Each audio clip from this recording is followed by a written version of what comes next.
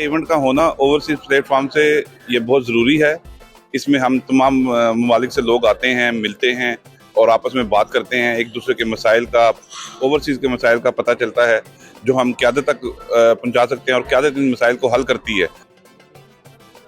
Overseas के लिए एक बहुत अच्छी खुशी की नवीद है और अल्लाह करेगा इंशाअल्लाह मज़ीद ओवरसीज़ के लिए मौजूदा हुकूमत, हमारा सिपा सालार, हमारी पंजाब की हुकूमत, हमारी चीफ मिनिस्टर साहबा इंशाअल्लाह अच्छे इक़दाम करेंगी और जो हमारे छोटे छोटे प्रॉब्लम्स एयरपोर्ट के हैं, कस्टम्स के हैं, इमिग्रेशन के हैं, उम्मीद है कि इंशाअल्लाह फेडरल लेवल पर और पंजाब लेवल पर इंशाअल्लाह ये भी हल होंगे।